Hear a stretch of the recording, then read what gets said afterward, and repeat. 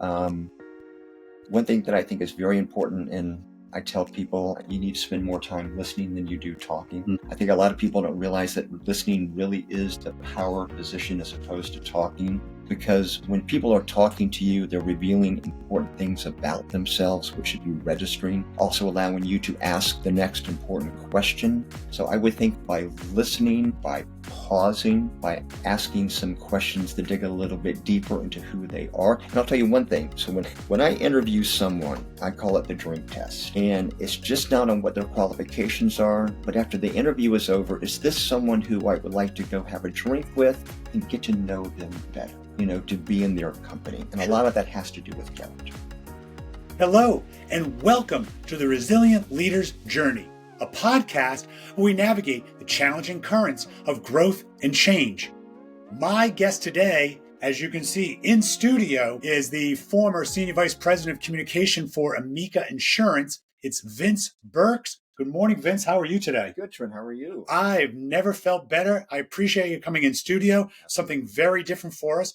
Vince, you're a graduate of the University of Lynchburg. So my question naturally is, did you have to take a moonshine class to graduate? I did. And as a matter of fact, I did exceptionally well. I appreciate the fact that you're recognizing my Southern roots. I'm very proud of them.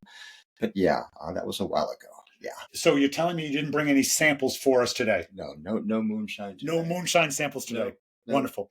So Vince, as Vice President at Amica for Communications, maybe you can explain to us what Amica is and what your role entailed. Sure. Well, I was with Amica for 37 and a half years. I had a fantastic career. I loved the company. I loved the people that I worked with, and I loved my work. So Amica provides auto insurance, homeowners insurance, life insurance, umbrella. We're a direct writer. We write in all 50 states. We've been around since 1907. Known for our customer service. Many different publications have written about us. As a matter of fact, we would have people from other companies, executives from other companies visit us to find out what was the secret to our sauce. I became director in around 2000. The primary purpose of our department was to protect the company's brand. And we did that a lot of different ways. We had writers, we had proofreaders, we had editors, we had graphic designers, social media, meetings and events, sponsorships. Also, we got involved with charitable giving. So a lot of different things that impacted Amica's brand. Does insurance company brands need protection? I think yes. Yes. We unfortunately, they're always so nice, aren't they? Insurance companies are not always the most popular with the public. I think a lot of people feel that you can cheat on your taxes and you can cheat with your insurance company. So yeah. But the thing I have to say that made my job easy is because we had such a strong brand. I was really not that actively involved with having to protect our brand. It was more just maintaining our brand and furthering our brand. Sure. Do you start most of your conversations with no? Absolutely not. That's a double negative, I think. No, we start our conversations with yes, and what can we do for you? So no, it does not start with no. Okay. Do you provide performance reviews?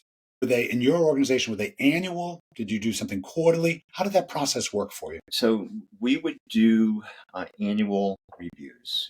But also, one thing that was extremely important is that you would have updates with your employees. And we would typically recommend that you have a quarterly update with your employee. All right. But as far as a formal documented review, it was once a year. And there was a merit increase associated with that as well. So they coupled the performance review with increases. Directly. They were expecting together. So when they walked into a review, they were waiting to get to the end for the money. Yeah, there's a direct correlation between the two. Absolutely. Okay. So now, what do you think about that process? Do you think that pay increases should be tied to that review process? Or do you think that the review process should happen regardless if there's money or not? And money should come at a different time, whether it's how it's budgeted? Well, you have to have a review process. But unfortunately, a lot of managers put too much emphasis on the review process as that's the one time during the year we're going to let the employee know how they're doing. So the review process is key because for a lot of reasons, it needs to be documented. And we gave ratings as well. And I do think because it is merit-based, there should be a direct correlation between your rating and what your merit increase is. Because what happens is we have a pool of money, and then we leave it to the manager to divide that pool of money however they want but there has to be a correlation to the rating. I see. So the employee has to feel that the increase they're getting is related to how they did during the course of the year. Are these the reviews that you would go through? Are they subjective categories or are they objective measurements? So what you do is in the very beginning of the year, you meet with the employee, you establish goals. Mhm. So the employee is very well aware of the expectations. And also for employees, particularly for our managers, we have what is known as core competencies. So if you are at a certain level, all those managers are going to have similar core competencies. For example, managerial courage. Right. All of our managers would have that. So there are no surprises at review time as to what you're going to be reviewed on. I see. There's a study that was done that called the feedback fallacy. Are you familiar with this? I am not.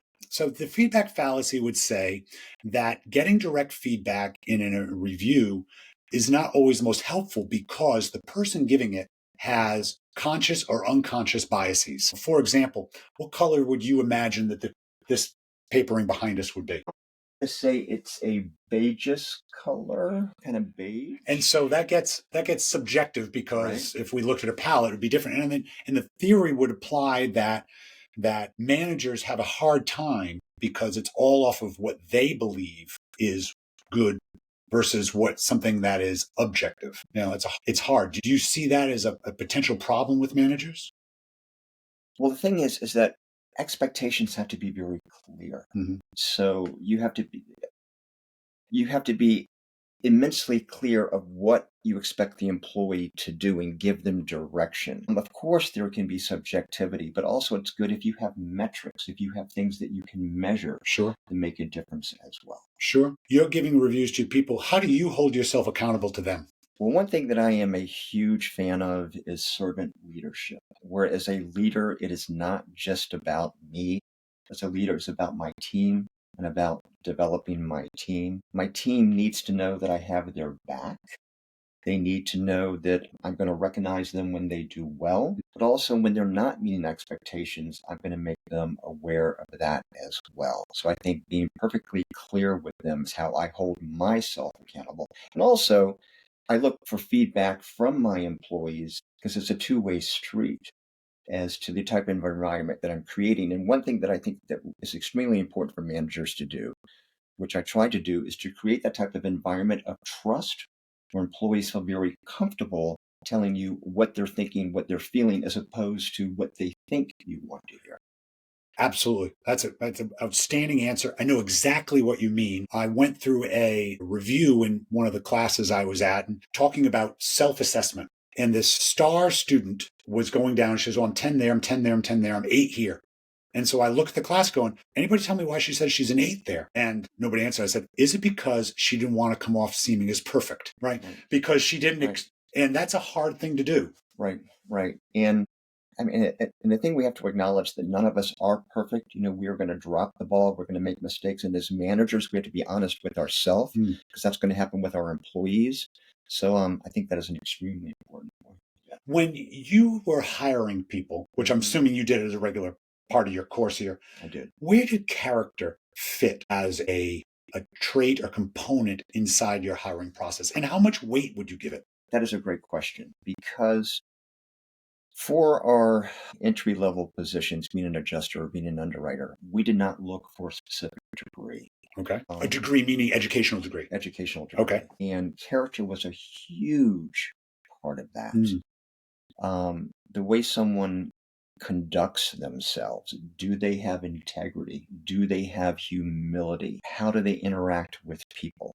A lot of times you can be fooled by someone who is extremely charismatic. They can be very flashy. With character, I see character as something that has more substance. It is hard earned. It is hard won. So character is a hugely important component of it. And we ask for people when we interview them to give us examples of when you have demonstrated character. So that is a huge component. Yeah. Right. Do you consider yourself to be a good judge of character? And if so, what makes you that? I would like to think that I am a good judge of character. One thing that I think is very important, and I tell people you need to spend more time listening than you do talking. I think a lot of people don't realize that listening really is the power position as opposed to talking, because when people are talking to you, they're revealing important things about themselves, which should be registering, also allowing you to ask the next important question. So I would think by listening, by pausing, by asking some questions to dig a little bit deeper into who they are. And I'll tell you one thing. So when I interview someone, I call it the drink test. And it's just not on what their qualifications are, but after the interview is over, is this someone who I would like to go have a drink with and get to know them better, to be in their company? And a lot of that has to do with character. Sure. Moonshine, right? No, and I'm not talking about those type of drinks. I want to be clear. I am not. So doing this podcast has been educational and cathartic for me. I have always been a talker, and we will find, and I've analyzed this, that almost 90% of the podcast is me listening. Yeah. It's me learning. And I would say I've become a much more valuable person in the different organizations I work through now because I've learned from experts such as yourself. Do you default to, when you're interviewing people, to they're telling the truth always? Or that in general, that what you're hearing is truthful? Or do you look at them with some level of skepticism? Well, also keep in mind that I worked in human resources for 10 years. Right. And one of my primary roles was to handle employee relation issues. I'm really sensitive to employee relation issues. So I have seen all different aspects of humanity, both good and bad. I was also an adjuster in downstate New York. So I have a very healthy bit of skepticism. It's not that I doubt people, but I don't go in with my eyes or my ears closed. So I give people an opportunity to prove themselves. I prefer to start out neutral. I think you probably have heard of the halo or horns effect, where some people, because of the way they present themselves, they only can do good. And there are other people, unfortunately, with the way they present themselves, automatically you have a negative opinion of them. I try to be very neutral and let the person present themselves, and then I'll determine how I feel about them. I think a lot of people in leadership positions feel that because they're the boss, they're the leader, they need to dominate conversation. And I find that not to be true. Again, you learn very much by listening to people, and then you can be very directive with the questions that you ask based on the information that you hear. It sounds like you would fall under the category of the leadership style of talk last. Yeah. Talk last means you can talk best. You're exactly right. I very much subscribe to that. Yeah. That's a hard thing to do as the leader, because there's an expectation that by your team that leaders should lead. Tell us where you want us to go. Tell us what you want us to do. How do you neutralize that? But I don't think that with the expectation of leading means that you always have to be the one that does the talking. I'm huge on collaboration. I don't know if you've heard the expression that don't work to always be right, but work to get it right. And get it right through collaboration. Get it right through seeking the counsel of the people you're surrounded by. One thing that I think that really effective leaders do, really confident leaders, is that they surround themselves with people who are smarter than them, or they surround themselves with people at least who have an area of expertise that they don't have. And they're willing to listen, and they're willing to invite in healthy friction. Everybody knows that ultimately they're going to make the final decision, but I think that's a sign of a really strong. Ted Sorensen wrote a book called The Best and Brightest about John F. Kennedy's cabinet and how to describe what Kennedy brought in, because Kennedy would be self-described. I don't want to be the smartest person in the room. Right. And it is a challenge to be that, because, as you said, there is a level of confidence as you move to the ranks and expectation. What level does what role does self-confidence play in leadership? Self-confidence is huge. And, when people assume a leadership position, often they're not very self-confident because it is a new role and you have to learn the ropes. So, the expression, you fake it until you make it. Okay. But there are things that you can do to help with your self-confidence. So I worked with Bob DiMuccio, and Bob DiMuccio was our CEO. And he was a colleague. He was and is a friend. He is a mentor. So I learned an awful lot from him. And he was a huge fan of Colin Powell. Okay. And Colin Powell had 13 rules of leadership.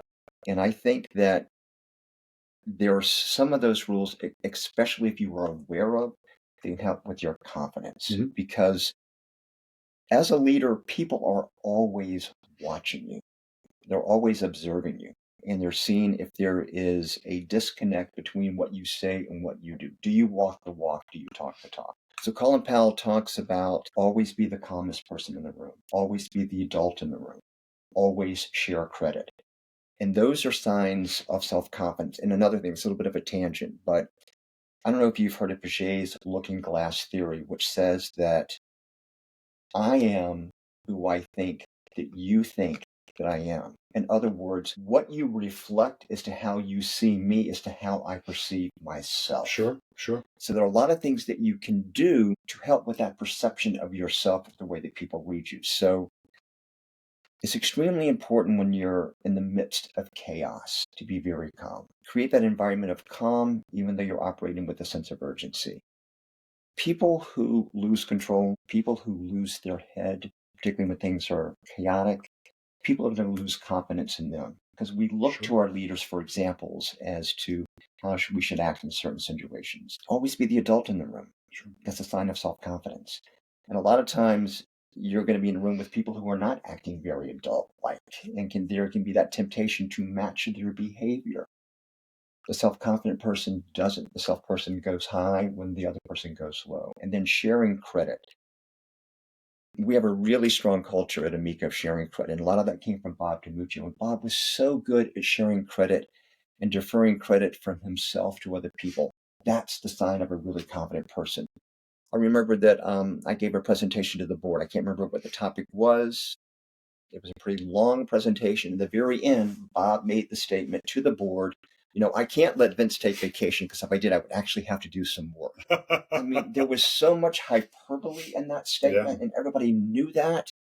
But imagine how that made me feel that he did that publicly in front of the board. And also, it makes Bob look good because he's that confident to be able to say that. So I think that, self-confidence is just not going to automatically come. You have to work at it. So if you can have some things that you're working on, to be very aware, am I being the adult in the room? Am I being the calmest person in the room? Am I sharing credit? All those things will reflect back to you from other people when they observe that. And then you in turn are going to become more self-confident. Given your demeanor, has your blood pressure ever gone over 80, your pulse? It has. I would say particularly when I was in human resources with some of the situations that I would have to handle. So what I do is picture a stick shift. So when things start escalating, instead of shifting up into a higher gear, I would shift into neutral or I would shift into a lower gear. Okay. The thing is, I would do that with my kids. And but when my kids are driving me crazy, no one could push my buttons like my kids. My kids would say, "Oh God, Dad is in HR mode now." So, I would have to, and it is a very conscious decision when you feel your blood pressure going up. In my mind, literally, I see myself downshifting to try to bring the temperature in the room down. Was I always successful? No. But at least for me, if I have some imagery in my mind of what I need to do, it helps me to be able to do it. Absolutely. That's a great metaphor. Yeah. And people of our generation know it. Curious as to 2 generations down if they know what downshifting means. Right. This is true. But I think they got the image of they may have been in go-karting. So back to the idea of confidence. Have you experienced where managers are overconfident? And if so, what are some of the traits that might lead to, or one of the issues that might lead to? Yeah. What comes to my mind is when a manager is arrogant and a manager feels that he or she has all the answers. And that can be very dangerous. I have something that I call that is insulated by title. I think that the higher up you get in an organization, the less inclined people are to be very truthful with you. And again, they tell you what they think you want to hear. And that's particularly true of a manager or a leader who can be arrogant, who can be overconfident. And what happens is that manager, as a result, that leader, as a result, is not getting a true read of what is going on. Managers who are not overconfident, again, welcome that discussion, welcome that healthy friction. And that can be the downfall of relationships with people when you have a manager who feels that they know everything. I'll give you an example. I have a friend who works at a startup, and there are a lot of different things here. And the startup was at the point where they were going to hire a CEO and they were going to get their Series A. That's the primary thing they were doing. And so this individual was told by their boss that there was a person in particular they were considering, and the person was going to show up on Monday, giving the leadership the opportunity to interview this individual. So Friday comes along, and this person's boss says, "Oh, by the way, the board has already hired this person. Oh, but they're still going to stop by." okay. So you can imagine Sure. how my friend felt. It Yes. would have been better if they had not even given my friend the opportunity to talk to the person. So my friend wasn't feeling very good about this. And the guy shows up on Monday and came across as being very arrogant. And my friend said that the person's very talented. He is sure that he is going to help them get their Series A. But he can't. But one thing that he did that really bothered people is that he spent the time talking about himself and never took the time to ask people about themselves or about the company or what their roles were. So think about this. And unfortunately, after the meeting, people talked among themselves. It was the meeting after the meeting. And this guy's already on the wrong foot because of the way he presented himself. Sure. I mean, he was the newbie in the room. It doesn't matter that he was the CEO. He can't succeed unless he has the support of the people he surrounds himself with.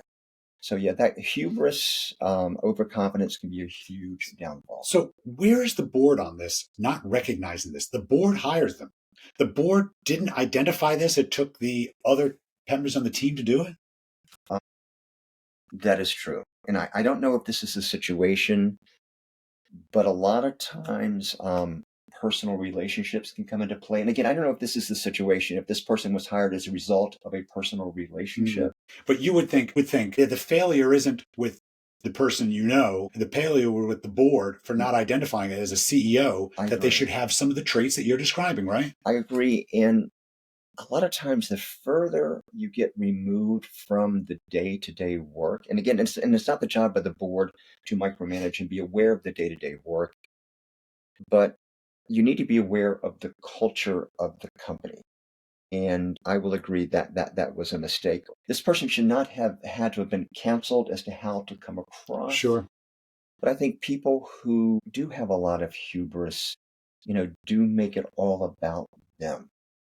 And even though he had already been hired, it was still an interview. It was still an interview for the employees to feel this person out. So yeah, that was too bad. Yeah. Vince, who is your favorite fictional character? Fictional character. Okay, who do you think? If you had you're not going to guess this, but if you had a guess, or what genre, what would you think? Daniel Boone. Is that because I'm Southern? Yes. Is that because you think I wear a raccoon hat? Yes. No, it is not Daniel Boone. Okay, this is only. Oh, but he's real because that's. He is real. Daniel Boone. He's very real to me. He's probably a distant relative. So this is only because of something I've been currently involved in. Okay. So I take courses at URI. It's called OLIT, and it's for older adults. And I take some Shakespeare courses with this wonderful teacher named Kara. And I never was a huge Shakespeare fan, but as a result of her, I just have such an appreciation for Shakespeare. So first we did Taming of the Shrew, and we just did The Tempest. Okay. So in The Tempest, one of the main characters is named Prospero. Prospero. And there's mixed opinion as to the character of Prospero and the way he conducts himself. Sure. So in the class, a lot of my classmates were very critical of him. So during the last class, what you can do is you can do something creative having to do with the play. Okay. So I was Prospero. Okay. And I spoke in Old English, Shakespearean. And basically what I did is I said to my classmates that I expressed wondrous disappointment in the fact that they took such exception to me And then I went on to justify my actions as to why I acted the way I acted. And it was so much fun. I bet it was. Was there an Ariel in the room that was keeping you in check? No. And a lot of it had to do with my treatment of Ariel. Why did I treat Ariel the way that I did? Why did it take me so long to release him or her? So that was an aspect of it. I understand. Yeah. So what makes him your favorite? Because he's misunderstood? I think because he's misunderstood, and I think there was a justification for his actions. I mean, to begin with, he was the Duke of Milan. It was his own brother and then a co-conspirator who basically sent him away. And then he is on the island, and it's 12 years later. And then you have people who are shipwrecked there. He brought them to the island. And then there's Caliban. And there's two others who tried to kill him. So, of course, he acted the way that he acted. But the main point I made is that at the very end, what did he do? He forgave everyone, and he set them, both those who had tried to hurt him and those that he held close to his heart. Sure. So I just think he's a really great character. He's a very rich one. And the thing about Shakespeare that I love so much is that he doesn't give stage direction. So directors can go in any direction they want to go. And one thing we do in the class is Kara would show us clips from certain scenes in 4 different clips of the same scene, just to show the appreciation, how it can be interpreted so differently. Certainly. Right. Vince Burks, it's been wonderful to have you. Thank you for joining us. Sure. I've enjoyed it. Thank you, Trent. Wonderful. Appreciate it. Resilient leaders face challenging currents, and it's tough navigating. But with one tack or another, we can get there together. If you enjoyed today's podcast, please subscribe. Subscribe. You can find us on LinkedIn, my YouTube channel. That way you can get these podcasts hot out of the oven. We're also still on Apple Podcasts, Spotify, wherever you get on just regular audio. We had a great time today. I enjoyed it. Thank you. Wonderful. We'll see you next time. All right. Bye now. Bye.